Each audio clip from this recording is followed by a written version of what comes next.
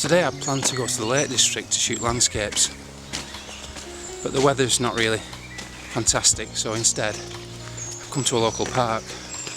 I'm shooting stock, and the beauty of stock for me is that it's an opportunity to still go out and take pictures, but I can also relax while I'm doing it. There's no magic hour, so there's no real urgency. It's just a walk and a look to see what I can find that I might be able to upload to the agencies. It's early spring, the snowdrops have just finished, but things like celandines, coltsfoots, stuff like that, they're already coming up, and they make good stock subjects. I mean, whilst there's not a beautiful sunrise, we've got some lovely subdued light, overcast, ideal conditions for shooting stuff like this. So I'm going to have a wander around, see what I can find, and enjoy the morning.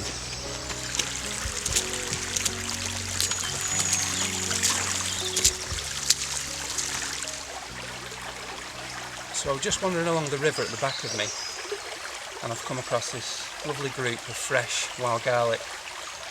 The flower heads haven't come up yet. What I have got is the new growth on the leaves, which at this time of year is absolutely pristine. The plant is actually really quite nice to eat. It's good on salads, but unless you got the landowner's permission, I wouldn't advise you pick it. However, today I want to photograph it, and I want to photograph it from an abstract point of view. And I think that looking down above, shooting directly down into the leaves, should make a really nice picture. So I'm going to wander around the edges. I'm not going to go crashing through the middle because I don't want to damage them. See if I can find a nice composition.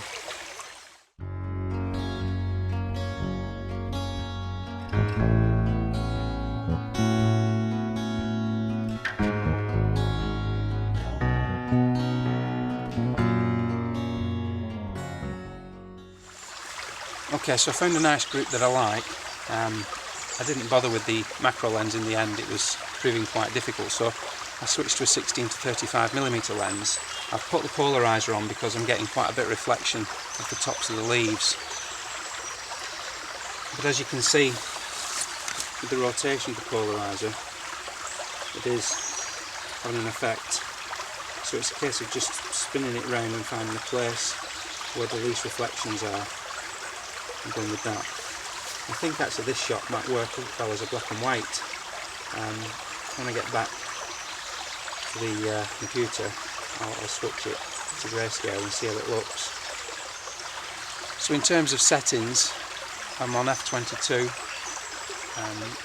It's important because as magnification increases, depth of field decreases.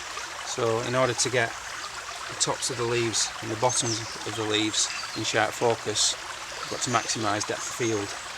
I'm on a tripod and it's nice and still, so it doesn't really matter about shutter speeds, but it's on about 1.5 seconds and I'm shooting on ISO 100 to give me the best detail that I can get. Obviously working on a tripod is dead important with stuff like this, so you can set things up slowly and work methodically. So I'm really quite happy with that. It's turned out to be quite a nice shot.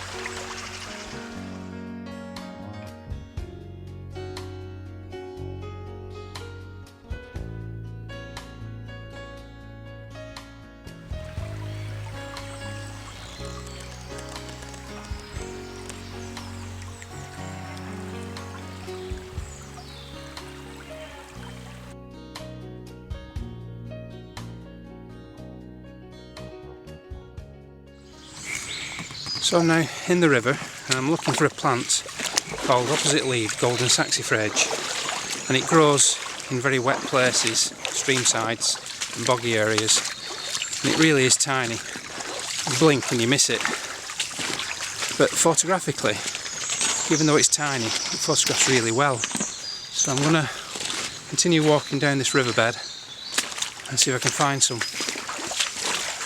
So this is the plant I'm looking for. It's just growing above a clay bank right by the stream side. It's not a huge grouping, but what I have got is some of the plants already are flowering. As you can see the tops here, and they're elevated above the actual leaves. So I'm going to set up with a macro lens and shoot from the side and get a nice out of focus background with the plant coming up from the leaves at the base. You often have to be a bit of a contortionist when you're taking these shots, but whilst you end up knee deep in water and mud, I think it's worth it. Quite satisfying.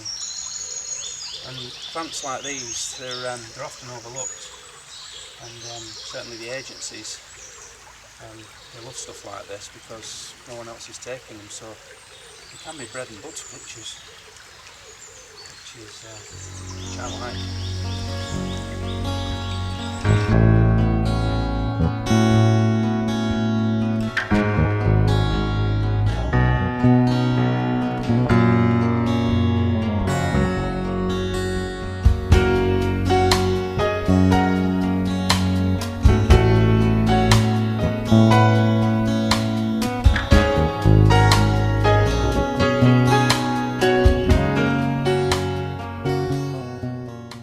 So just quickly, I wanted to point out a nice landscape spot just behind me, to my left, or your right hand side. There's a bit of a muddy bank at the side of the lake, and you can set up there at dawn and you can shoot Astley Hall in the background, and it's a great spot.